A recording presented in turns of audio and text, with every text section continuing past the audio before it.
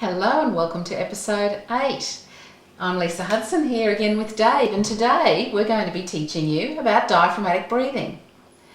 Breathing creates airflow, and without airflow you can't say a thing. You need airflow flowing up through your throat, through your larynx and out your mouth to be able to speak at all. As soon as you interrupt that airflow, you're going to have a lot of trouble speaking, and that's when you have repetitions, blocks where nothing comes out, or even prolongations where you stretch something.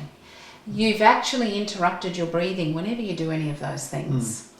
So the first thing you have to learn is how to breathe with your diaphragm, which is your belly, down in your belly, not with your upper chest, so that you can keep the flow of air moving at all times. So what happens with stutterers when they're not using a therapy technique, they often become so stressed that they physically can't get the words out because everything's jammed up in the upper chest and throat and larynx area.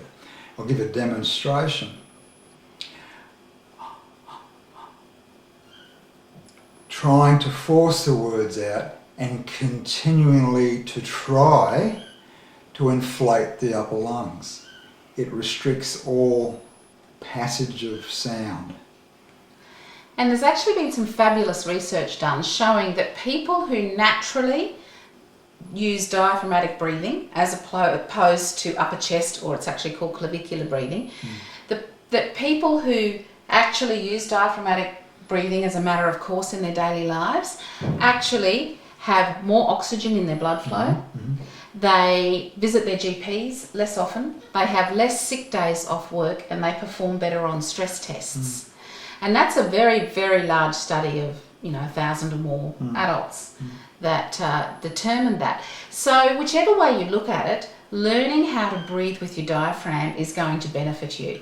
And of course it makes perfect sense that if you've got more oxygen flowing through your blood to your muscles have a better chance of being coordinated. That just makes logical sense. And all yoga exponents use diaphragmatic breathing all the time.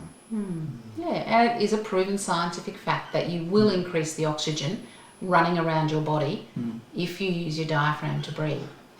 So without further ado, Dave is going to show us, with Jasper's help, how to learn and how to practice diaphragmatic breathing. Let's take a look.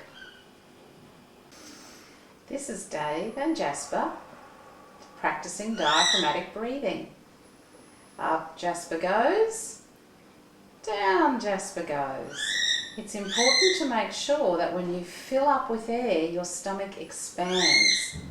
When you let the air go, your stomach goes down. Some people get caught trying to go the other way round, trying to suck their stomach in as they breathe air in. That's because they're only filling up the upper part of their chest. But up Jasper goes again as Dave breathes in. Down Jasper goes as Dave breathes out. Up